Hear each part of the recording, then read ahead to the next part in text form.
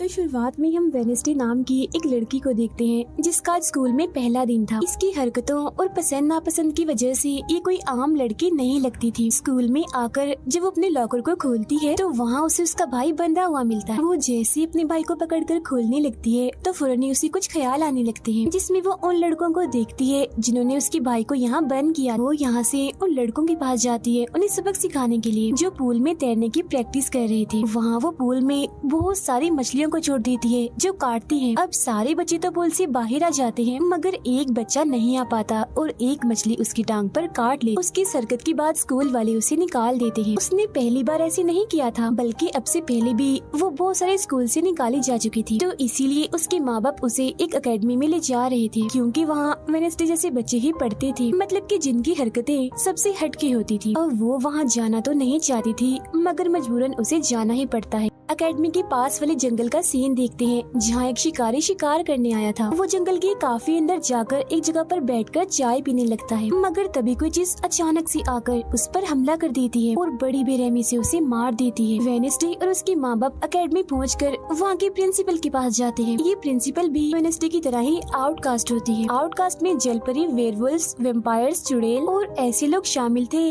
जिनमें जादुई ताकतें पाई जाती है। और इस तरह के ही सारे बच्चे इस एकेडमी में पढ़ते हैं। वेनेसडे के साथ जिसने कमरे में रहना था, यानी उसकी रूममेट, उसने कमरे को काफी रंगीन बनाया हुआ था। इसीलिए सब कुछ वेनेसडे को पसंद नहीं आता, क्योंकि उसे तो बस काला रंग ही पसंद था। यहाँ का सारा माहौल देखकर वो मुंह बना लेती है। तब उसकी रूममेट उससे पूछती है, तुम ठीक हो ना, क्या हुआ तुम्हें? जिस पर उसके डैड जवाब देते हैं, मेरी बेटी बड़ी अजीब है, काफी बोर है और बस इसे तुम जिंदा लाश समझो। अपने डैड की ये बातें सुनकर वेनेसडे उन्हें घूरने लगती है। अब उसकी रूममेट उसे पूरी एकेडमी घुमा रही थी कि तभी एक लड़का वहाँ आकर वेनेसडे से उसकी फेसबुक आईडी मांगता है, जिस पर वो कहती है, मैं कोई भी सोशल मीडिया इस्तेमाल नहीं करती, क्योंकि सोशल मीडिया हड्डियों को सड़ा देने वाली सिर्फ एक बीमारी है और कुछ भी नहीं। जाने से पहले वेनेसडे की मॉम उसे कहती है, अब तुम यहाँ से कभी भाग नहीं पाओ। जिस पर वो कहती है, देख लीजिएगा, मैं आपसे वादा करती हूँ कि जल्दी मैं यहाँ से भाग जाऊंगी। वहाँ से जाते वक्त उसके डैड वहाँ एक हाथ छोड़ देते हैं ताकि वो वेनेसडे पर नजर रख सके। उधर जंगल में जब पुलिस छानबीन करने आती है तो उन्हें उस शिकारी की लाश के टुकड़े अलग अलग जगहों पर पड़े मिलते हैं। ऐसा हादसा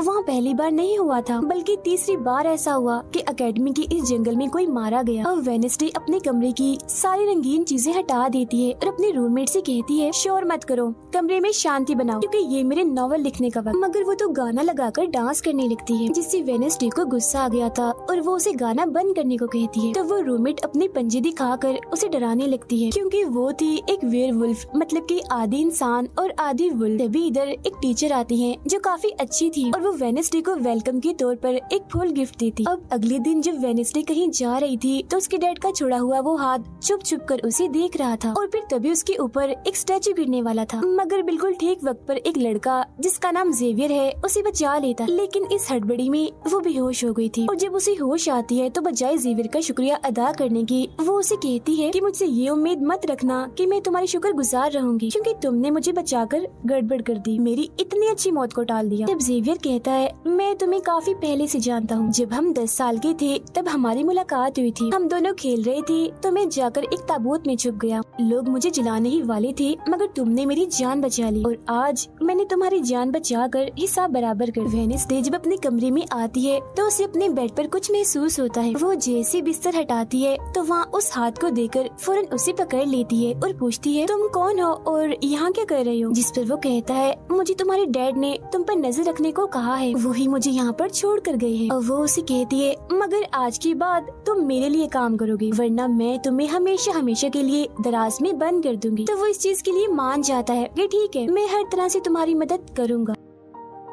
अगले दिन प्रिंसिपल वेनेसडे को एक दिमागी डॉक्टर के पास ले जाती है, क्योंकि उन्हें भी ऐसा महसूस हुआ था कि वेनेसडे का दिमागी तवाज़ुन कुछ ठीक नहीं है। मगर वो वहाँ कोई बहाना बनाकर हाथ की मदद से खिड़की खोलती है और वहाँ से भाग जाती। भागते हुए वो एक आदमी से टकरा जाती है, जिससे फौरन उसे ख्याल आता है, जिसमें वो देखती है कि इस आदमी का अभी एक्सीडेंट होने वाला है, जिसमें वो मर गया है बड़ी बेरहमी से। मगर वो इस बारे में उस आदमी को कुछ नहीं बताती, क्योंकि उसे खून खराबा बहुत पसंद। वो एक होटल में जाती है है जहाँ उसकी मुलाकात एक वेटर से होती है। वो काफी परेशान दिख रहा था क्योंकि उसकी कॉफी मशीन खराब हो गई। वेडनेसडे उसे कहती है, मैं तुम्हारी कॉफी मशीन ठीक कर सकती हूँ, लेकिन इसके बदले तुम्हें मुझे स्टेशन पर छोड़ना होगा, जिसके लिए वो मान भी जाता है और वेडनेसडे उसकी मशीन ठीक कर देती है। जिस पर वो कहता है, बस थोड़ा सा इंतजार करो, मेरी शिफ्ट खत्म होने वाली है, फिर हम चलते। अब वेडनेसडे जब वहाँ बैठी इंतजार कर रही थी कि तभी कोई शरारती लड़की आकर उसे परेशान करने लगती है, जिससे उसे गुस्सा आ गया था और वो उन लड़कों को अकेले ही काफी मारती है और अच्छा सबक सिखाती है। अब इतनी ही देर में उस वेटर के डैड जो एक पुलिस ऑफिसर थे वहाँ आ जाते हैं। तोड़फोड़ देखकर जब वो अपने बेटे से इस बारे में पूछते हैं तो वो कहता है, कुछ नहीं, बस वो लड़के कस्टमर्स को परेशान कर रहे थे तो इसने उन्हें अच्छा सबक सिखा दिया। तभी यहाँ अकेडमी की प्रिंसिपल भी आ जाती है, उनसे सॉरी बोलकर वेडनेसडे को यहाँ से ले जाती है। रास्ते में वो उस पर काफी गुस्सा करती है कि आखिर तुमने कैसे अकेडमी से भागने की कोशिश की। तभी उन्हें रास्ते में एक एक्सीडेंट हुआ नजर आता है जो उसी आदमी का था जिससे वेडनेसडे टकराई थी, जो देख प्रिंसिपल घबरा जाती है। कहती है, मेरी दुआ है ड्राइवर को कुछ ना हुआ हो। जिस पर वेडनेसडे कहती है, वो तो मर गया है और उसकी गर्दन भी टूट गई है। फिर अकेडमी में आने के बाद वेडनेसडे गिटार बजाने लगती है। वो काफी अच्छा बजा रही थी, जिसकी धुन प्रिंसिपल के साथ साथ काफी बच्चों को भी पसंद आती। रूममेट जब कमरे में आती है तो उसकी नजर हाथ पर पड़ती है, जिस बारे में वो वेडनेसडे से पूछती है कि ये क्या चीज है, जिस पर वो जवाब देती है कि ये हमारी एडम फैमिली का एक मेंबर है। अब हम एक अनजान लड़के को देखते हैं जो लाइब्रेरी में जाकर एक किताब से एक सफा फाड़ लेता है जिस पर एक तस्वीर बनी हुई। उधर हाथ वेटर के घर पहुंच जाता है, जिसे देख वो काफी डर गया था और उसे मारने लगता है। फिर हाथ उसे बैठने का इशारा करके उसे वेडनेसडे का नंबर देता है और उसे फोन करने का कहता है। फिर जब वेटर उसे कॉल करता है तो वो कहती है कि हमारी अकेडमी में एक त्योहार मनाया जाने वाला है जहाँ सभी बच्चे आएंगे, मैं वहाँ से भागने वाली हूँ और अगर तुम मुझे स्टेशन तक पहुँचा दोगे तो मैं तुम्हें काफी अच्छा इनाम दूंगी। जिस पर वो वेटर मान भी जाता है। जब वो त्योहार में जाती है तो देखती है कि प्रिंसिपल की नजर मुझ पर ही है, इसीलिए वो एक आदमी को पैसे देकर प्रिंसिपल का ध्यान भटकाने का कहती है। अब वेटर वहाँ आकर वेडनेसडे के जाने से पहले उसे उसके डैड का एक पुलिस रिकॉर्ड तोहफे में देता है जो उसने अपने डैड की फाइल्स में से चुराया था, क्योंकि उसके डैड एक पुलिस ऑफिसर जो थे। अब उस रिकॉर्ड को लेकर जैसे वो यहाँ से जाने लगती है तो तभी वो उस लड़के से टकरा जाती है जिसने बुक में से तस्वीर को फाड़ा था। टकराते ही वेडनेसडे को उस लड़के की मौत के ख्याल आने लगते हैं कि वो थोड़ी देर में मरने वाला है, जो बहुत ही भयानक थी। वो लड़का अब जंगल की तरफ जाने लगता है तो वेडनेसडे भी उसके पीछे जाती है और कहती है, रुक जाओ, जंगल में मत जाओ, तुम्हारी जान को खतरा है, तुम मर जाओगे। मगर तभी वो उसे अपने जादू से उड़ाकर पेड़ पर लगा देता है और कहता है, खतरा मुझे नहीं तुम्हें है, बल्कि तुम खुद ही खतरा हो और मैं सब लोगों को तुमसे बचा रहा हूँ। उस दिन स्टैचू को मैंने ही तुम्हारे ऊपर गिराया था। जिसके बाद वो उसे एक तस्वीर दिखाता है और कहता है, इस तस्वीर में तुम ही हो जिसे मेरी मॉम ने 25 साल पहले बनाया था और ये उस वक्त की बात है जब वो इस अकेडमी में पढ़ती थी। मरने से पहले उन्होंने कहा था कि इस लड़की यानी तुम्हें मुझे रोकना होगा, नहीं तो तुम इस अकेडमी के साथ साथ पूरी दुनिया को ही तबाह कर दोगी। वो बस वेडनेसडे को मारने ही वाला था कि तभी एक बड़ा सा मॉन्स्टर आकर उस पर हमला कर देता है और बड़ी ही बेरहमी से उसे मार देता है। इसके बाद हम वेडनेसडे को उसके कमरे में देखते हैं, क्योंकि उसने यहाँ से भागने के इरादे को खत्म कर दिया था, क्योंकि अब उसके दिमाग में बहुत सारे सवाल थे, जैसे कि मैं इस दुनिया के लिए खतरा कैसे हूँ, एक मॉन्स्टर ने आखिर मेरी जान क्यों बचाई, और साथ ही उसके डैड के खिलाफ पुलिस रिपोर्ट जिसमें उसके डैड के ऊपर एक कत्ल का इल्जाम था। अब अगले दिन पुलिस ऑफिसर वहाँ आते हैं, क्योंकि वेडनेसडे ने ये रिपोर्ट लिखवाई थी कि उस अनजान लड़के की मौत मैंने अपनी आंखों से होती हुई देखी जंगल में। मगर पुलिस को वहाँ ना कोई लाश मिलती है और ना ही कोई ठोस सबूत। तो वेडनेसडे से पूछते हैं कि आखिर तुम इतनी रात को जंगल में कर क्या रही थी, जिस पर वो कहती है, मैंने जंगल में उस लड़के को जाते हुए देखा था और जब मैंने उसका पीछा किया तो देखा कि एक मॉन्स्टर ने आकर उसे मार दिया है, जिसके बाद में बेहोश हो गई। तो फौरन प्रिंसिपल पुलिस ऑफिसर से कहती है, उस लड़के का कोई कत्ल नहीं हुआ, वो जिंदा है, बस यहाँ से भाग गया है, इसीलिए आपको वेडनेसडे की बातों का यकीन नहीं करना चाहिए। अक्सर इसे इस तरह के दौरे पड़ते रहते, हम इसका इलाज करवा रहे हैं, जल्दी ये ठीक हो जाएगी। फिर जब प्रिंसिपल वहाँ से जाती है तो वो ऑफिसर से कहती है कि जंगल में कोई तो है जो सबको मार रहा है और उसी ने उस लड़के को भी मारा है। मगर तभी वहाँ वो लड़का आ जाता है जो जिंदा था और बिल्कुल सही सलामत भी। अब अगले दिन जब वेडनेसडे को डॉक्टर के पास ले जाया जाता है तो वो उससे पूछती है कि क्या तुमने ये अफवाह इसलिए फैलाई कि सभी की तवज्जो तुम पर हो जाए। लाइफ, यानी कि तुमने उस लड़के की मौत होते हुए देखा। जिस पर वो कहती है, मैं जानती हूँ मैंने क्या देखा है, ओके, मुझे तुम्हें बताने की कोई जरूरत नहीं है। अगले दिन उसे पता चलता है कि उसी लड़के को बगैर किसी वजह से एकेडमी से निकाला जा रहा है, इसीलिए वो अपने साथी उस हाथ को उस लड़के के पीछे लगा देती है। अब प्रिंसिपल के कहने पर वेडनेसडे एक एक्टिविटी में हिस्सा लेती है, जिस मकसद के लिए वो क्लब ज्वाइन करती है, जहाँ उसके साथ सिर्फ एक ही लड़का था जिसके साथ उसकी दोस्ती हो जाती है। फिर जब हाथ उस लड़के के पीछे जाता है तो देखता है कि वो अपना रूप बदल रहा है, जहाँ पहले वो एक बुरा इंसान और फिर एकेडमी के प्रिंसिपल का रूप ले लेता है। जिसके बाद हाथ आकर ये सारी बात वेडनेसडे को बता देता है। अब जब क्लास शुरू होने वाली थी तो जेवियर उसे कहता है कि मेरी साथ वाली सीट खाली है तो तुम यहाँ बैठ जाओ, तो वो उसके साथ आकर बैठ जाती है। जेवियर यहाँ मकड़ी की तस्वीर बना रहा था और फिर अपने जादू से वो उसे जिंदा भी कर देता है, मगर एक ही झटके में वेडनेसडे उसे मार देती है और उसकी राख उड़ा देती है। अब एक लड़की जो काफी बदतमीज थी और विलन में थी, उसकी और वेडनेसडे के बीच काफी बहस हो जाती है, क्योंकि दोनों ही एक दूसरे से काफी चिढ़ती थी, एक दूसरे को जरा भी पसंद नहीं करती थी। फिर इसके बाद वेडनेसडे अपनी जगह अपनी रूममेट को उस क्लब में भेज देती है, जहाँ वो एक्टिविटी की प्रैक्टिस कर रही थी, और खुद वो अकेली ही चली जाती है एकेडमी की उस जंगल में मॉन्स्टर को ढूंढने के लिए। वेडनेसडे को वहाँ उस अनजान लड़की का टूटा हुआ चश्मा भी मिलता है, वही अनजान लड़का जिसे मॉन्स्टर को मारता हुआ इसने देखा था। और अब जैसे ही वो इस चश्मे को छूती है तो लाइब्रेरी में उसे वहाँ एक किताब भी दिखती है, तो वो उस किताब को खोजने लाइब्रेरी में चली जाती है, मगर उसे वहाँ उस तरह की कोई भी किताब नहीं मिलती। जिसके बाद वो चुपके से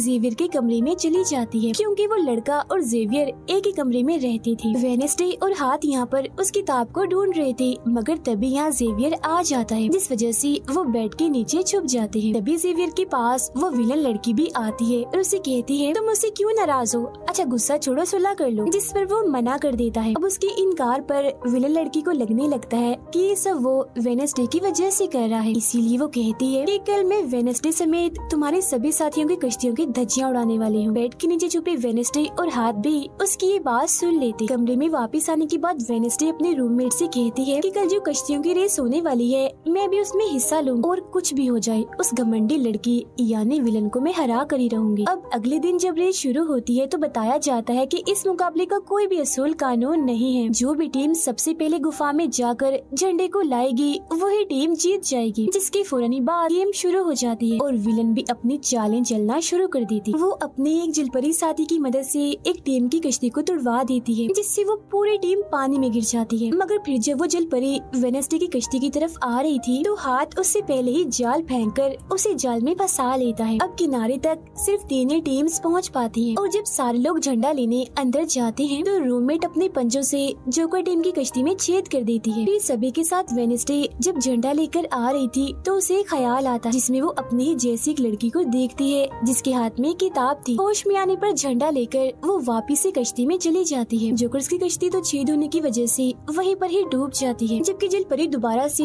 वेडनेसडे की कश्ती पर हमला करने लगती है, मगर हाथ पानी में जाकर जलपरी को जोर से मुक्का मार। अब वेडनेसडे अपनी कश्ती से बहुत सारे तीर निकाल कर विलन की कश्ती में छेद कर देती है, जिससे उसकी कश्ती डूब जाती है और वेडनेसडे की टीम इस रेस को जीत जाती है। अब ये 4 साल में पहली बार हुआ था जब उस विलन को किसी ने हराया था, इसीलिए आज वो गुस्से में आग बगोला हुई।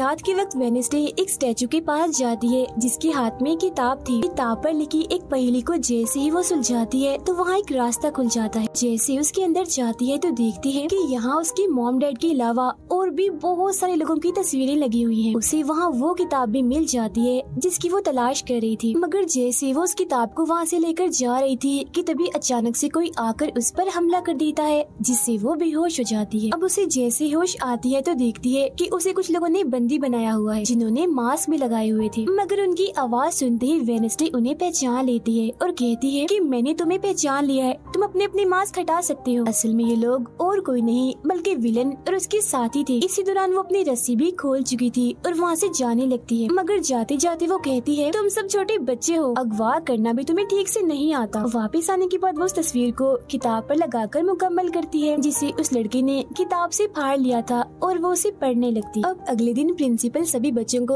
एक प्रोजेक्ट देती है जिसमें उन्हें शहर की सारी दुकानों पर जाकर काम करना था। शहर पहुंचने के बाद वेडनेसडे जेवियर को वो किताब दिखाकर पूछती है कि क्या तुम इस किताब को पहचानते हो, जिस पर वो कहता है हाँ, इस किताब को लेकर मेरे और उस लड़के के बीच में लड़ाई भी हुई थी जिसके बारे में तुमने कहा था कि मॉन्स्टर ने उस पर हमला कर दिया था। ये किताब एक जादूगर की है और 30 सालों से भी ज्यादा पुरानी है, तो तुम इसके साथ क्या कर रही हो। ये सुन वो उससे पूछती है तुम उस जादूगर के बारे में और क्या जानते हो। वो कहता है कुछ खास नहीं, अगर तुम उस जादूगर के बारे में जानना चाहती हो तो तुम्हें उसके घर जाना होगा जो काफी पुराना एक खास घर है। अकेडमी के सारे बच्चे भी अलग अलग दुकानों में जाकर काम करने लगते हैं। वेडनेसडे एक वेट्रेस बनी थी मगर उसका नखरा गुस्सा देखकर कोई भी उसे खाने की चीज नहीं लेता। वेडनेसडे का दोस्त पेस्ट्री खा रहा था कि तभी शरारती बच्चे आकर उसे परेशान करने लगते हैं और बस फिर होना क्या था, वेडनेसडे वहाँ आती है और उन्हें खूब मारती है। इसके बाद वो अपने उस दोस्त को लेकर जादूगर के घर जाती है ताकि वो सारी सच्चाई जान सके कि आखिर बात क्या है और उस किताब के बारे में भी। उसे वहाँ जादूगर की बहुत सारी चीजें और एक पेंटिंग भी दिखाई देती है। पेंटिंग में वो उसी लड़की को किताब पकड़े हुए देखती है जो उसे गुफा के पास भी दिखी थी। उसके ख्याल में जब उनकी रेस में वेडनेसडे झंडा लेने गई, फिर उसे वहाँ इस पेंटिंग वाली लड़की की किताब भी मिल जाती है मगर वो खाली थी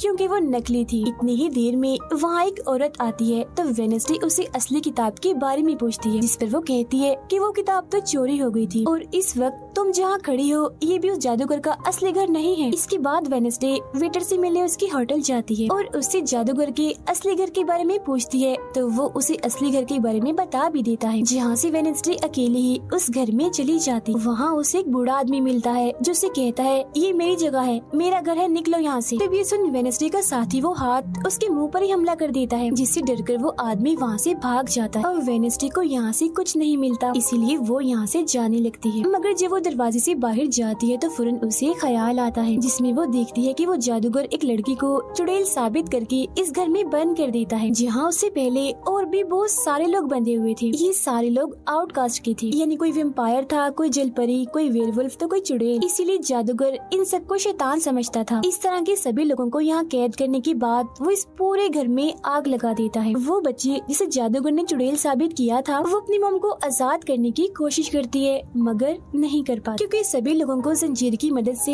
जमीन के साथ बांधा हुआ था। सिर्फ वो बच्ची ही आजाद थी, इसीलिए अपनी माँ के कहने पर उसे बेसमेंट के जरिए वहाँ से भागना पड़ता है। जिसके बाद वो जादूगर जो बेहद ही जालिम था सभी आउटकास्ट के लोगों को जला देता है। तभी वो लड़की वेडनेसडे के पास आती है और कहती है वो बहुत ही जालिम है, हम सबको मार देगा। तब इतनी ही देर में वो जादूगर भी वहाँ आ जाता है जिससे वेडनेसडे डर जाती है और वापिस से होश में मतलब कि मौजूदा वक्त में आ जाती है। होश में आते वो हाथ से कहती है मैंने उस लड़की को देख लिया, उसने मुझसे बात भी की, मुझे लगता है वो मेरे खानदान की कोई मेंबर है। तभी यहाँ जंगल वाला मॉन्स्टर आकर इस घर पर हमला कर देता है मगर जब उसकी नजर वेडनेसडे पर जाती है तो वो यहाँ से भाग जाता है। वेडनेसडे और हाथ उसका पीछा करते हैं मगर देखते हैं कि मॉन्स्टर के कदमों के निशान तो इंसानी पैरों के निशान में बदल गए। अगले दिन उस जादूगर की मूर्ति को इज्जत के तौर पर इस जगह पर लगाया जाने वाला था क्योंकि शहर के लोग तो उसे अपना हीरो ही मानते थे और आज वेडनेसडे को वहाँ गिटार बजाने के लिए बुलाया गया था। लेकिन वो लोग जैसे मूर्ति लगाकर अपना काम करने लगते हैं तो तभी वो हाथ तीली फेंक कर मूर्ति को आग लगा देता है क्योंकि वेडनेसडे के कहने पर उसने पहले ही मूर्ति पर पेट्रोल डाल दिया था। आग देखकर सारे लोग वहाँ से भाग जाते हैं मगर वेडनेसडे अभी भी वहाँ बैठी गिटार बजा रही होती है। साथ ही वो मूर्ति को जलता हुआ देखकर खुश भी हो रही थी। अब प्रिंसिपल को वेडनेसडे पर ही शक था मगर उसके खिलाफ प्रिंसिपल के पास कोई सबूत नहीं था। अब जादूगर के जिस पुराने घर में वेडनेसडे गई थी जहाँ वो बूढ़ा आदमी था वो अभी भी वही रुका हुआ था मगर तभी वो मॉन्स्टर वहाँ आता है और उस बूढ़े आदमी पर हमला कर देता है। लेकिन मरते मरते वो बूढ़ा आदमी मॉन्स्टर की 2-3 तस्वीरें अपने कैमरा में बना ही लेता है। पुलिस को जब ये खबर मिलती है तो फौरन छानबीन करने पहुँच जाते हैं जहाँ उन्हें बूढ़े आदमी के कैमरा से मॉन्स्टर की तस्वीर भी मिल जाती है। अगले दिन हाथ मुर्दा घर जाकर वहाँ लगी कैमरा पर कोई चीज लगा देता है ताकि जो वो करे उसे कोई ना देख सके। फिर वो दरवाजा खोलता है तो वेडनेसडे अंदर आती है। वो यहाँ दरअसल उस बूढ़े आदमी के जख्मों को देखने आई थी जिसे उस मॉन्स्टर ने मारा था। वो बूढ़े आदमी की लाश को देखकर सारा डेटा अपने पास रिकॉर्ड कर लेती है जबकि हाथ उसकी एक फाइल बनाने में लग जाता है। तभी वहाँ डॉक्टर और पुलिस ऑफिसर भी आ जाते हैं। तब छुपने के लिए वेडनेसडे एक बॉक्स मिस हो जाती है। फिर जब डॉक्टर उस बॉक्स को खुला हुआ देखते हैं तो फौरन उसे चेक करते हैं, मगर जब वेडनेसडे को उसमें पड़ा हुआ देखते हैं तो उन्हें लगता है कि ये भी एक लाश है, इसीलिए वो उस बॉक्स को बंद करके वहाँ से चले जाते हैं। मगर फिर जब हाथ उसे वहाँ से लेने आता है तो वो कहती है, अच्छा तंग मत करो प्लीज, थोड़ी देर और सोने दो, बड़ा मजा आ रहा है। फिर इसके बाद वो अपनी छानबीन से ये पता लगवा लेती है कि वो मॉन्स्टर असल में जिस्म के हिस्सों को इकट्ठा कर रहा है। फिर अगले दिन जब वो अकेडमी जाती है तो उसे जेवियर की गर्दन पर किसी के पंजों के निशान दिखते हैं। अब हम जेवियर को एक केबिन से बाहर आता हुआ देखते हैं और क्योंकि वेडनेसडे को उसके जख्मों पर पहले से ही शक था तो वो भी उसका पीछा करते करते वहाँ आ गई थी। उसे वहाँ पर बहुत सारी मॉन्स्टर की ड्राइंग्स और तस्वीरें दिखती हैं। एक तो तस्वीर को लेकर जैसी वो वहाँ से जाने लगती है तो तभी जेवियर उसे देख लेता है और जाने से रोक देता है, मगर वेडनेसडे उसका ध्यान भटकाने के लिए उसे बस एक ही बात कह देती है कि क्या तुम आज रात होने वाली डांस पार्टी में मेरे साथ चलोगे। जिसके बाद वो जेवियर की बनाई मॉन्स्टर की ड्राइंग्स ले जाकर पुलिस ऑफिसर को दे देती है, जिस पर वो कहते हैं इससे हम किसी को भी नहीं पकड़ सकते, कोई ठोस सबूत लेकर आओ। अब वेडनेसडे अपनी सारी रिसर्च को अपने दोस्त के सामने रख देती है ताकि वो उसकी मदद कर सके। उनमें से एक ड्राइंग को देखकर उसका दोस्त कहता है कि मैं इस जगह के बारे में जानता हूँ, जिसके बाद वो वेडनेसडे को उस जगह पर ले जाता है जो एक गुफा थी, जिसके अंदर जाकर उन्हें बहुत सारी हड्डियाँ और एक हथकड़ी भी मिलती है। थोड़ा छानबीन करने पर उसे वहाँ एक नोकदार बड़ा सा नाखून भी मिलता है, जिसे वो अपने पास रख लेती है। जिसके बाद वो जेवियर के पेंटिंग वाले केबिन में जाती है और डस्टबिन से एक कपड़ा जिस पर खून लगा हुआ था उसे निकाल कर अपने पास रख लेती। फिर जैसी वो वहाँ से जाने लगती है तो तभी वहाँ जेवियर आ जाता है और उसे पूछता है, तुम यहाँ मेरे केबिन में क्या कर रही हो। उसकी बात डालकर वो उसे पूछती है, ये जो चोट तुम्हारी गर्दन पर है ये तुम्हें कैसे लगी। तब वो बताता है कि पिछले कुछ दिनों से ये मॉन्स्टर मेरे सपनों में आ रहा है, इसीलिए मैं इसकी ड्राइंग्स बनाता हूँ, मगर एक दिन मैंने अपने जादू पर से कंट्रोल खो दिया और ड्राइंग के अंदर से मॉन्स्टर की पंजे ने निकल कर मुझे नोच लिया। लेकिन अब क्योंकि वेडनेसडे उस पर शक कर रही थी इसीलिए वो उस पर काफी गुस्सा करता है और फौरन उसे यहाँ से जाने का कहता है। अब वेडनेसडे वो खून लगा कपड़ा और नाखून जाकर पुलिस ऑफिसर को दे देती है और कहती है, ये लो ठोस सबूत और बेशक डीएनए टेस्ट करवा लो, मेरे ख्याल से इतना सबूत काफी होगा, है ना।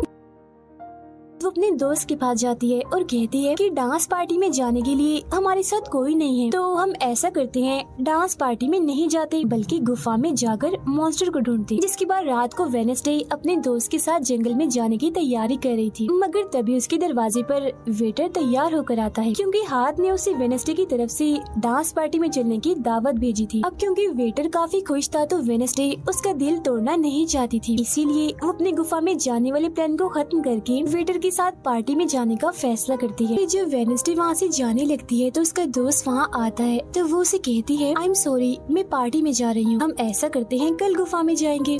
लेकिन उसका दोस्त बगैर बताए अकेला ही उस गुफा में चला जाता है। उधर पार्टी में सारे लोग आकर काफी एंजॉय कर रहे थे। सब लोग अपने अपने साथी को लेकर पार्टी में आए हुए थे, जहाँ जेवियर अपने साथ उस विलन लड़की को लाया था। लेकिन जब वेडनेसडे वेटर के साथ वहाँ आती है तो उन दोनों को साथ देखकर जेवियर जलने लगता है। जब सब लोग डांस कर रहे थे तो वेडनेसडे की डांस करने के स्टाइल से सारे लोग काफी हैरान रह जाते हैं क्योंकि वो काफी अजीब तरह से ही डांस कर रही थी। उधर जंगल में वेडनेसडे का दोस्त भी पहुँच गया था और छुपकर मॉन्स्टर की आने का इंतजार कर रहा था, मगर तभी वहाँ कोई आता है और उस गुफा में धमाका करके भाग जाता है। जेवियर लगातार उन दोनों को देखकर जल रहा था, इसीलिए वो विलन लड़की से कहता है कि तुम अपना लॉकेट उतारो और अपने जेल परी से मेरे लिए मदद मांगो ताकि मैं वेडनेसडे को भूल जाऊं। जो सुन विलन लड़की भड़क जाती है और उसे कहती है कि तुम तो पहले ये कहते फिर रहे थे कि मैंने अपने जेल परी से तुम्हें अपने काबू में किया है और अब तुम्हें किसी को बुलाने के लिए मेरी ही मदद चाहिए। तभी बाहर शरारती लड़कों का ग्रुप टैंकर लेकर आता है और डांसिंग क्लब के पंप में वो बड़ा सा पाइप लगा देते हैं और फिर तभी अचानक उस पार्टी में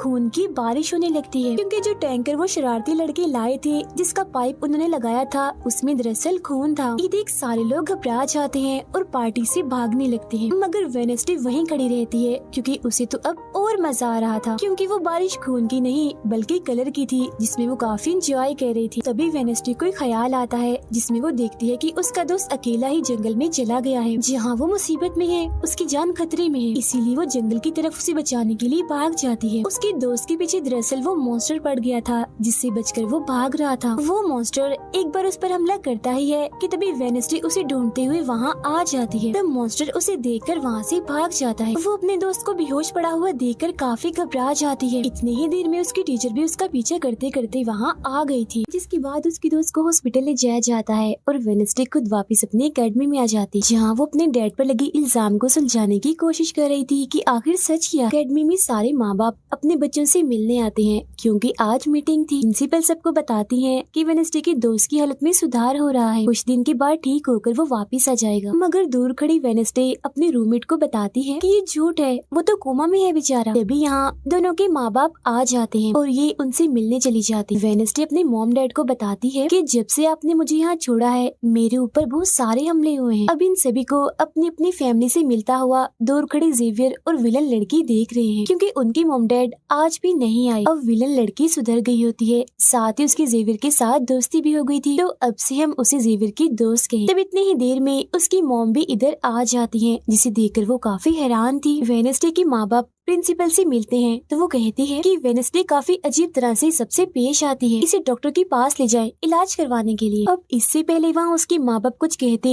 फौरन वो बोल पड़ती है कि रुकिए जरा डैड, मैं आपसे कुछ पूछना चाहती हूँ। ये देखिए एक लड़का जिसका नाम गैरेट है, इसके कत्ल का इल्जाम आपके सर पर क्यों है और ये कौन था? तो वेडनेसडे की मॉम उसे कुछ भी बताने से इनकार कर देती है, तो वो अपनी मॉम को ये कहकर यहाँ से चली जाती है कि मत बताइए, बाकी सबूत मैं खुद ढूंढ लूँ। वो सीधा जाती है हॉस्पिटल अपने दोस्त से मिलने, जहाँ उसका ख्याल वेडनेसडे का साथी हाथ रख रहा था। अब पता चलता है कि डॉक्टर ने अपनी जान ले ली है और ये डॉक्टर वही था जिसके मुर्दा खाने से वेडनेसडे बूढ़े आदमी की लाश को देखने आई। मरने से पहले डॉक्टर ने एक खत भी छोड़ा था जिसमें लिखा हुआ था कि मैं गैरेट के केस पर शर्मिंदा हूँ क्योंकि मैंने उसकी झूठी रिपोर्ट बनाई थी। अब जब सारे लोग खाना खा रहे थे तो तभी वहाँ पुलिस ऑफिसर आकर वेडनेसडे के डैड को पकड़ लेता है और कहता है कि गैरेट की मौत के इल्जाम में तुम्हें गिरफ्तार किया जा रहा है। जेल में वेडनेसडे अपने डैड से मिलने जाती है, पूछती है कि बताएं गैरेट से आपका क्या वास्ता है। तो वो बताते हैं कि गैरेट तुम्हारी मॉम से बहुत प्यार करता था, फिर एक दिन जब तुम्हारी मॉम और मैं साथ थे तो गैरेट ने आकर मुझ पर हमला कर दिया। मैंने अपना काफी बचाव किया जिस दौरान गलती से उसकी मौत हो गई। ये सुन वेडनेसडे को उनकी बात थोड़ी झूठी लगती है। फिर वो पुलिस ऑफिसर के पास जाती है, कहती है मेरे डैड ने गैरेट को नहीं मारा और ये उनके खिलाफ साजिश की जा रही है। जिस पर वो कहता है दुनिया तुम्हारे हिसाब से नहीं चलती, हमारे पास सबूत आ गए हैं तुम्हारे डैड के खिलाफ। वो कहती है मैं नहीं मानती और मेरा ख्याल है कि जिसने मेरे दोस्त को मारने की कोशिश की उसने ही गैरेट को मारा होगा। पार्क में रूममेट अपनी मॉम के साथ बैठी थी, जहाँ उसकी मॉम चाहती है कि वो पूरी तरह एक वेयरवुल्फ बन जाए और वो उसे एक डॉक्टर के पास जाने का कहती है, मगर रूममेट ऐसा नहीं चाहती, इसलिए वो यहाँ से चली जाती है। अब वेडनेसडे अपनी मॉम के पास जाती है ताकि वो सारी सच्चाई जान सके। उसकी मॉम खुफिया लाइब्रेरी में थी। वो अपनी मॉम से कहती है कि आपने मुझे इस अकेडमी में इसलिए भेजा ना ताकि मैं हमेशा आपकी परछाई बन के रहूं। जिस पर उसकी मॉम कहती है कि ये सिर्फ अकेडमी ही नहीं बल्कि पहले यहाँ एक ग्रुप हुआ करता था जिसकी बुनियाद तुम्हारे डैड की फैमिली की एक औरत ने रखी थी जिसका नाम गुडी था। वो कहती है मैं ये जानना चाहती हूँ कि डैड ने तो गैरेट को नहीं मारा तो फिर किसने मारा है। तब उसकी मॉम सच्चाई बताती है कि जब मैं वहाँ गई तो मैंने देखा कि तुम्हारे डैड और गैरेट आपस में लड़ रहे थे। मैंने उन्हें रोकने की कोशिश की मगर गैरेट तुम्हारे डैड को काफी बुरी तरह से मार रहा था। मैंने फौरन तलवार उठा ली और फिर जैसे गैरेट मेरे पास आने लगा तो तलवार उसके आर पार हो गई और वो मारा गया। मगर तुम्हारे डैड ने मेरी जान बचाने के लिए तलवार मुझसे ले ली ताकि सारा इल्जाम उन पर आ जाए। वेडनेसडे कहती है मगर मुझे पता चला था कि जब गैरेट मरा तो उसके मुंह से झाग निकल रही थी। ऐसा तो सिर्फ तब होता है जब किसी ने जहर लिया हो। अब सच पता करने का सिर्फ एक ही रास्ता है, गैरेट की कब्र को खोदना। जिसके बाद वो अपनी मॉम के साथ मिलकर गैरेट की कब्र को खोद देती है और वहाँ से उसकी एक उंगली ले लेती है। मगर तभी इधर पुलिस आकर उन दोनों माँ बेटी को गिरफ्तार कर लेती है। जेल में वेडनेसडे गैरेट की उंगली अपने मॉम डैड को दिखाती है, कहती है कि उसकी मौत जहर से हुई थी। मगर जैसे उसके हाथ इस उंगली पर लगते हैं उसे फौरन एक ख्याल आता है जिसमें वो देखती है कि गैरेट के डैड ने उसे जहर दिया था ताकि वो इस पूरे अकेडमी के लोगों को मार डाले। मगर जब उसकी लड़ाई वेडनेसडे के डैड से हुई तो जहर की बोतल टूट गई जिससे सारा जहर गैरेट के अंदर चला गया, जिसका मतलब साफ था कि उसने वो वेडनेसडे के डैड को ही नहीं बल्कि पूरी अकेडमी को ही खत्म करने आया था। जेल से रिहा होने के बाद वेडनेसडे और उसकी मॉम मेयर के पास जाती है, कहती है आपने गैरेट की मौत के सच को छुपाया, उसकी मौत जहर से हुई थी न कि तलवार से और ये बात साबित भी हो गई है। जो सुन मेयर सब कुछ सच बता देता है जिसके बाद वेडनेसडे के डैड को भी रिहा कर दिया जाता है। अब वेडनेसडे अपनी मॉम को बताती है कि मुझे बहुत ख्याल आते हैं, जिस पर उसकी मॉम कहती है कि ये खासियत हमारे खानदान में है, ख्याल सबको आते हैं, अगर ख्याल हमारे कंट्रोल में ना रहे तो ये हमें पागल बना सकते हैं, इसीलिए हमारे खानदान के पुराने लोग आकर हमें आसान रास्ता बताते हैं और ट्रेनिंग देते हैं। तो वेडनेसडे फौरन बोलती है जैसे गुडी एडम्स जिसके बारे में आपने बताया था कि वो मेरे डैड के खानदान की है, जिस पर उसकी मॉम कहती है कि मुझे नहीं पता, बहरहाल तुम होशियार रहना, क्योंकि गुडी एडम्स बदला चाहती थी जिसके चक्कर में वो खुद भी नहीं बच पाई। फिर सबके माँ बाप अपने अपने बच्चों से मिलकर जा रहे थे। रूममेट अपनी मॉम को कहती है, आप फिक्र मत करना, जब मुझे वेयरवुल्फ बनना होगा मैं बन जाऊँ। जाने से पहले वेडनेसडे की मॉम उसे वही किताब देती है जो अक्सर प्रिंसिपल के पास हुआ करती थी। वो किताब लेकर वेडनेसडे प्रिंसिपल के पास जाती है, कहती है कि उस अनजान लड़की को आपने मारा था, मैंने देखा था, जिसके बारे में मैंने कहा था कि उसे मॉन्स्टर ने मारा है, क्योंकि वो आप ही हो जो खुद को बदल बदल कर लोगों को मार रही हो। मैं ये बात अब पुलिस को बता दूंगी। जिस पर प्रिंसिपल कहती है, नहीं,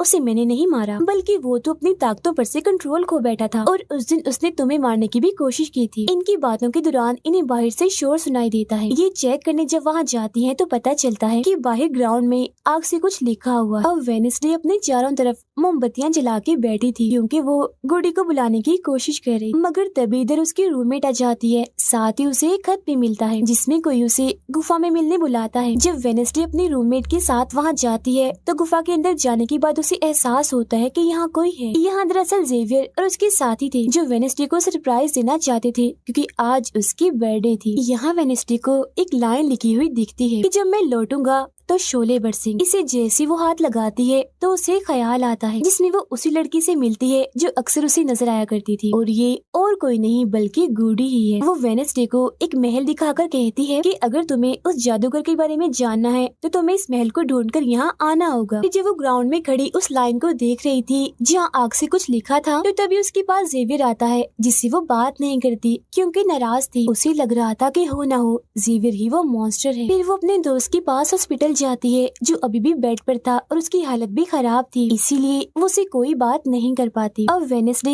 अपने दोस्त वेटर से मिलने जाती है और उसे उस महल जो गुडी ने दिखाया था उसकी तस्वीर दिखाकर पूछती है कि क्या तुम इस जगह के बारे में जानते हो, जिस पर वो मना कर देता। अब यहाँ तो उसका काम नहीं हुआ, इसीलिए वो उस तस्वीर को लेकर जेवियर के पास जाती है और उससे भी वही सवाल करती है कि क्या तुम इस जगह के बारे में जानते हो, मगर तभी उसकी नजर इसी महल की पेंटिंग पर जाती है जो जेवियर ने पहले से ही बनाई हुई थी, जिस पर वो बताता है कि ये जगह रात को मेरे सपने में आई थी तो मैंने इसे बना दिया। अच्छी बात ये थी कि जेवियर इस जगह के बारे में जानता भी था। तब उसे महल का पता लेकर वेडनेसडे वहाँ पहुँच जाती है जहाँ मेयर पहले से ही मौजूद था, और क्योंकि वो जान गया था कि असली कातिल कौन है तो वेडनेसडे उसकी गाड़ी में ही छुप जाती है। मगर जैसे मेयर की गाड़ी शहर में पहुँचती है तो कोई उनकी गाड़ी को ठोक देता है जिससे मेयर का एक्सीडेंट हो गया था। वो काफी जख्मी हो जाते हैं, उनकी हालत मरने वाली हो गई। फिर अब रात के वक्त वेडनेसडे वेटर और अपने रूममेट के साथ उसी महल में आती है। यहाँ उसे ऐसा महसूस होता है जैसे कोई इधर रह रहा है क्योंकि मोमबत्तियां गर्म थी और ये कमरा बिल्कुल साफ था। इतनी ही देर में वो मॉन्स्टर भी यहाँ आ जाता है जिससे बचने के लिए ये लोग छुप जाते हैं। ये लोग देखते हैं कि जिन जिन लोगों पर मॉन्स्टर ने हमला किया था उनके जिस्म के कटे हुए हिस्से यहाँ पर पड़े हुए हैं। अब वेडनेसडे अपने दोस्तों को मॉन्स्टर से बचाना चाहती थी, इसीलिए वो उन्हें यहाँ से ले जाती है। ये वेटर के घर जाते हैं जहाँ जैसे उसके डैड आते हैं तो वेडनेसडे उन्हें कहती है कि मैं आपको कुछ दिखाना चाहती हूँ, क्योंकि वो पुलिस ऑफिसर जो थे वो जब उन्हें महल में ले जाती है तो वहाँ पर कुछ भी नहीं था, मतलब जिस्म के कटे हुए हिस्से जो पहले यहाँ पर रखे हुए थे अब वो वहाँ पर नहीं पड़े थे, जिससे पुलिस ऑफिसर को गुस्सा आ जाता है और वो कहते हैं कि आज के बाद तुम मेरे बेटे से नहीं मिलोगी। अब जब वेडनेसडे एकेडमी आती है तो वहाँ उसे प्रिंसिपल मिलती है जो कहती है कि तुम्हें मैंने कहीं भी जाने से मना किया था मगर तुमने मेरी बात ना मानकर अच्छा नहीं किया। जिस पर वो जवाब देती है, मैं सच का पता लगवाने गई थी इसीलिए मैं माफी नहीं मांगूंगी, मैंने कुछ गलत नहीं किया है। जिसके बाद वो प्रिंसिपल को एक पेंटिंग भी दिखाती है जिसमें वो जादूगर था और वेडनेसडे खुद थी। बताती है कि इसीलिए वो अनजान लड़का मुझे मारना चाहता था क्योंकि उसे लग रहा था कि एकेडमी के लिए मैं खतरा हूँ, मगर खतरा दुश्मन कातिल तो कोई और ही है, जबकि मैं तो इस एकेडमी और सबको बचाना चाह रही हूँ तो मुझे एक मौका मिलना चाहिए। प्रिंसिपल कहती है, नहीं तुम कहीं नहीं जाओगी, आगे से ऐसी कोई भी गलती की तो मैं तुम्हें एकेडमी से निकाल दूंगी। और वहाँ से वो ये कहकर चली जाती है। वो जब अपने कमरे में वापस आती है तो देखती है कि रूममेट अपना सामान पैक कर रही है क्योंकि वो यहाँ से जा रही है। वो गुस्से में वेडनेसडे से कहती है कि तुम्हें सिर्फ अपना काम में निकलवाना आता है, फिर चाहे इसके लिए तुम्हारे दोस्तों की जान क्यों न चली जाए, आज वो अजीब सा मॉन्स्टर हमें भी मार देता। जिसके बाद वो यहाँ से चली जाती है। अब वेडनेसडे बिल्कुल अकेली रह गई थी, इसीलिए कमरे में एक जगह बैठकर वो उस बॉक्स को देखने लगती है जो वो जादूगर के महल से चुरा कर लाई थी। उसे बॉक्स के नीचे एक खत मिलता है जिसमें वेडनेसडे की अपनी ही बहुत सारी तस्वीरें होती हैं, जो देख वो कहती है मेरी एडम्स फैमिली, जादूगर, मॉन्स्टर और मैं शायद किसी न किसी तरीके से जुड़े हुए हैं। और जब ये बात मेयर को पता चली तो किसी ने उनका मुंह बंद कर दिया, मगर मैं चुप नहीं बैठूंगी और तुम जो कोई भी हो मैं तुम्हें ढूंढ लूंगी, देखना। अब मेयर की मौत हो गई थी और जब उन्हें दफनाया जा रहा था तो वेनेसडे वहाँ आती है और सोचने लगती है कि कातिल यहाँ आए लोगों में से ही कोई है, मगर तभी उसे जंगल में कोई दिखता है। वो पीछे करती है तो पता चलता है कि और कोई नहीं बल्कि उसका अंकल है। अंकल बताते हैं कि मेरे ऊपर चोरी का इल्जाम है तो कुछ वक्त के लिए मुझे छुप के रहना होगा। तब वेनेसडे उन्हें एक केबिन में छुपा देती है और मॉन्स्टर की तस्वीर दिखाकर पूछती है कि आप इसके बारे में कुछ जानते हैं, जिस पर वो कहते हैं मैं ज्यादा कुछ तो नहीं जानता, अगर तुम्हें इसके बारे में जानना है तो तुम्हें खुफिया लाइब्रेरी में जाना होगा। वहाँ एक तिजोरी में डायरी है जिसमें इस मॉन्स्टर के बारे में सब लिखा है। आधी रात को वेनेसडे उस लाइब्रेरी में जाती है जहाँ जेवियर पहले से ही मौजूद था। तब ये उसे कहती है जहाँ जहाँ मॉन्स्टर से हमला हुआ है वहाँ तुम पाए गए हो तो हो ना हो मॉन्स्टर तुम ही हो, मगर वो उसकी बात को अनसुनी करके यहाँ से चला जाता है। तभी इधर उसके अंकल आते हैं। ये मिलकर डायरी को ढूंढ लेते हैं जिसमें इस मॉन्स्टर के बारे में सब कुछ लिखा था कि ये मॉन्स्टर किसी के कंट्रोल में भी आ सकता है और फिर बस ये अपने मालिक के कहने पर ही काम करता है। रात के वक्त वो अपने साथी हाथ को कहती है कि मैं वेटर से मिलने जा रही हूँ, तब तक तू मेरी डायरी का ख्याल रखना। कि जब वेटर के साथ गुफा के अंदर जाती है तो देखती है कि यहाँ उसने गुफा को सजाया हुआ है क्योंकि वो उसे शादी के लिए पूछने वाला था। वापिस आकर वेनेसडे देखती है कि उसके कमरे का सारा सामान इधर उधर बिखरा पड़ा है और उसकी डायरी कोई चुरा कर यहाँ से ले गया है। फिर जैसे वो अपने साथी हाथ को देखती है तो घबरा जाती है क्योंकि उसकी हथेली में किसी ने चाकू आर पार कर दिया था और अब उसमें जान नहीं थी, वो मर गया था। फिर वो हाथ को लेकर जल्दी से अपने अंकल के पास आती है और दुखी होती हुई कहती है प्लीज अंकल कैसे भी करके हाथ को जिंदा कर दीजिए। तब अंकल बार बार बिजली के झटके उसे देते हैं जिससे वो जिंदा हो जाता है। वो उसे पूछती है अच्छा तुम पर हमला किसने किया था, जिस पर इशारों से वो बताता है कि मैंने नहीं देखा क्योंकि हमला पीछे से हुआ था। जिस पर वेनेसडे गुस्से से भर जाती है, कहती है चाहे कुछ भी हो जाए मैं उसे नहीं छोड़ूंगी, वो जो भी है। और वो प्रिंसिपल को आकर कहती है किसी ने मेरे कमरे में तोड़फोड़ कर दी है, साथ ही कोई उस डायरी को भी चुरा कर ले गया है। वो कहती है वो डायरी तो खुफिया लाइब्रेरी में थी तो तुम्हारे पास कैसी आई, तुम ऐसी हरकतें मत करो कि एकेडमी को बंद करना पड़े, ऐसा मैं होने नहीं दूंगी। फिर जब वेनेसडे वहाँ से जा रही थी तो तभी उसके पास उसके साथी आते हैं और उसे जानकारी देते हैं कि गैरेट जिसकी मौत का इल्जाम तुम्हारे डैड पर था उसकी मॉम को किसी ने डुबोकर मारा था और मरने से पहले उनकी सारी प्रॉपर्टी एक डॉक्टर ने हथिया ली थी। डॉक्टर नाम सुनकर वेनेसडे को दिमागी डॉक्टर पर शक होता है, इसीलिए वो सीधा उनके पास जाती है। कहती है कि मैं जानती हूँ आपके अंदर गैरेट की मॉम की आत्मा है जो सबसे अपनी मौत का बदला लेना चाहती है, अब बस कर दो तुम्हारा खेल खत्म हुआ। जिसके बाद वो यहाँ से चली जाती है। ये सारी बातें सुन डॉक्टर को जरा भी समझ नहीं आती कि क्या बोल रही थी, इसीलिए वो फौरन प्रिंसिपल को कॉल करती है। कहती है वेनेसडे आई थी, उसका बर्ताव काफी अजीब था, उल्टी उल्टी बातें कर रही थी वो। अब तभी यहाँ मॉन्स्टर आ जाता है जो डॉक्टर पर हमला करके उन्हें मार देता है। अब डॉक्टर तो मर गई थी, इसीलिए वेनेसडे की शक की सुई अब जेवियर पर आ जाती है, इसीलिए वो उससे मिलने उसके कैबिन में जाती है। यहाँ उसे मरे हुए लोगों का सामान भी मिलता है जिससे उसका शक और पक्का हो जाता है। अब तभी इधर पुलिस भी आकर जेवियर को पकड़ लेती है क्योंकि पुलिस को यहाँ पर वेनेसडे ने ही बुलाया था। अब जब वेनेसडे कमरे में आती है तो उसकी रूममेट वापस आ गई थी। कहती है तुम्हारा और मेरा कोई ताल्लुक है, मैं तुम्हारे साथ रहना चाहती हूँ, मैंने तुम्हें और हाथ को बहुत याद किया। फिर इसके बाद वेनेसडे वेटर के पास जाती है जहाँ उसे फिर से कुछ ख्याल आने लगते हैं जिनमें वो देखती है कि मॉन्स्टर और कोई नहीं बल्कि वेटर ही है जिसे वो पसंद करती है। मगर फिलहाल वो उसे कुछ नहीं कहती, उसे एक जगह पर लाती है और फिर कहती है कि जेवियर को तो फंसाया जा रहा है जबकि असली मॉन्स्टर तो तुम ही हो, मगर वो इसके लिए बार बार मना करता है। तभी यहाँ वेनेसडे के सारे दोस्त भी आ जाते हैं और वेटर को पकड़कर कुर्सी से बांध देते हैं। अब वेनेसडे उस पर जुल्म करना चाहती है मगर उसके दोस्त ऐसा करना नहीं चाहते,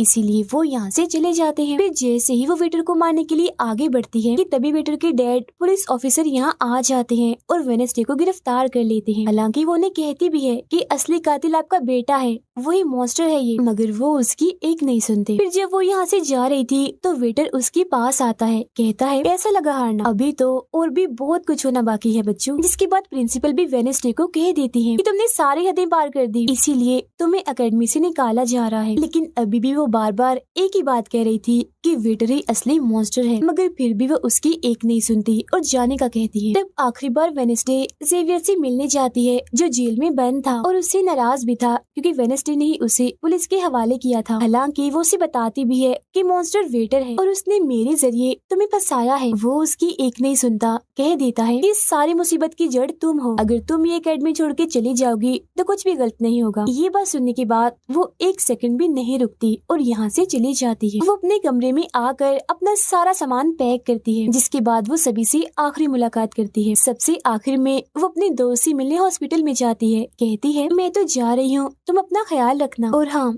बाहर मत निकलना, बाहर मॉन्स्टर हो सकता है। और उस दिन गुफा में धमाका करने वाला और कोई नहीं बल्कि प्रिंसिपल ही थी, जिस पर वो कहता है नहीं, धमाका करने वाले के जूते लाल थे, जबकि प्रिंसिपल कभी भी लाल जूते नहीं पहनती। ये बात सुनकर वेडनेसडे को पता चल जाता है कि असली कातिल कौन है। वो अपनी उसी टीचर के पास जाती है जिसे सब पसंद करते थे और कहती है बाकी लोग तो बिला वजह मारे गए हैं, जबकि असली कातिल तो तुम ही हो। तुमने ही वेटर को अपने कंट्रोल में करके उसे मॉन्स्टर बनाया और धीरे धीरे उसे अपना गुलाम बना लिया, अपने इशारों पर नचाकर लोगों को उसके जरिए मरवाया। तभी यहाँ वेटर भी आ जाता है, जिसे वो टीचर कहती है जल्दी करो, वेडनेसडे को मार दो। लेकिन दरअसल ये वेटर नहीं थी बल्कि प्रिंसिपल थी जो रूप बदल कर यहाँ पर आई थी। और अब टीचर प्रिंसिपल के गले में जहर का इंजेक्शन घुसा देती है, जिससे प्रिंसिपल बेचारी मारी जाती है। फिर वो वेडनेसडे को भी बांध कर जादूगर की गुफा में ले आती है। गुफा में आकर वेडनेसडे को पता चल जाता है कि जिन मरे हुए लोगों के जिस्म के हिस्सों को इकट्ठा किया गया था वो दरअसल जादूगर को दोबारा से जिंदा करने के लिए किए गए थे। तभी यहाँ टीचर जो असली विलन थी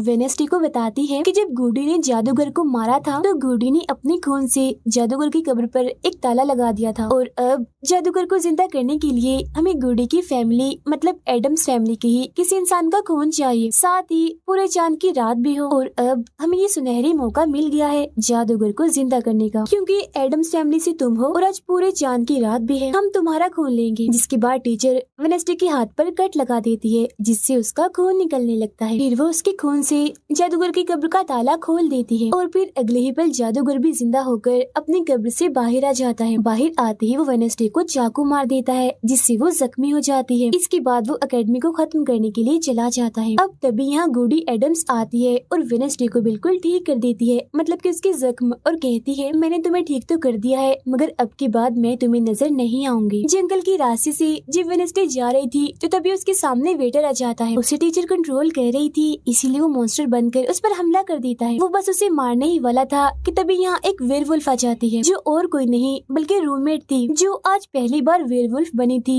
वो भी सिर्फ वेडनेसडे को बचाने के लिए। यहाँ वेयरवुल्फ और मॉन्स्टर के बीच काफी खतरनाक लड़ाई होती है, जिसमें वेयरवुल्फ मॉन्स्टर पर भारी पड़ रही थी और उसे काफी मारती है, अच्छा मजा चखाती है। इसके बाद वेडनेसडे जादूगर से लड़ने उसे रोकने के लिए एकेडमी में आ जाती है, जहाँ वेडनेसडे को बचाने के लिए जेवियर पहुँच जाता है। अब जैसे जादूगर जेवियर को मारने वाला था तो तभी सामने वेडनेसडे आ गई थी और वो बेचारी खुद जख्मी हो जाती है, मगर फिर भी वो जेवियर को कहती है कि तुम यहाँ से जाओ और बाकी एकेडमी वालों को बाहर निकालो, क्योंकि ये हम जैसे आउटकास्ट के लोगों को नहीं छोड़ेगा। जिसके बाद वो फिर से खड़ी हो जाती है, उसकी हाथ में तलवार भी थी, जिसकी मदद से वो जादूगर से लड़ती है, मगर जादूगर काफी ताकतवर था, इसीलिए वो उसके सामने नहीं टिक पाती। वो बस उसे मारने ही वाला था कि तभी इधर जेवियर की दोस्त आकर जादूगर का ध्यान भटका देती है, जिस दौरान मौका देकर वेडनेसडे उठती है और तलवार के एक टुकड़े को जादूगर के दिल के आर पार कर देती है, क्योंकि ऐसा उसे गुडी एडम्स ने करने को कहा था। जहाँ जादूगर एक बार फिर से मर जाता है और उन्हें उसका जिस्म जलने लगता है और राख बनकर उड़ जाता है। जादूगर के मरते ही यहाँ वो टीचर आ जाती है, जिसके हाथ में गन थी, जिसे वो वेडनेसडे पर तान देती है क्योंकि वो उसे मारना चाहती है। मगर तभी यहाँ वेडनेसडे का दोस्त भी आ गया था, जिसके पास बहुत सारी मधुमक्खियाँ थी। वो उन सभी मधुमक्खियों को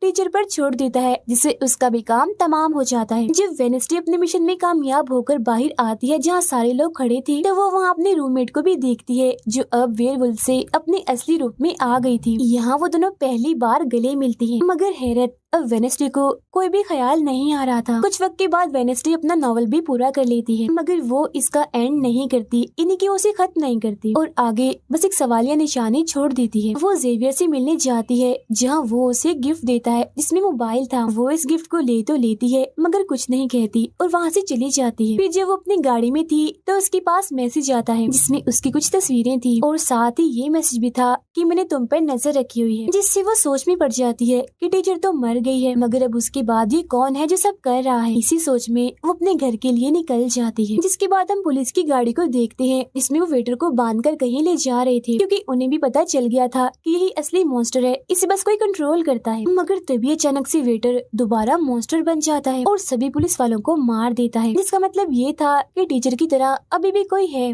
जो इसे कंट्रोल कर रहा है और वो लोगों को मरवाता रहेगा इसके जरिए। और ये अनजान इंसान वही हो सकता है जिसने वेडनेसडे को मैसेज किया, यानी कि अभी भी कोई है जो एकेडमी को बंद करवाने में लगा है और मॉन्स्टर के जरिए खून खराबा कत्ल होना आम ही रहेगा। और इसी के साथ ही ये सीजन इधर ही खत्म हो जाता है।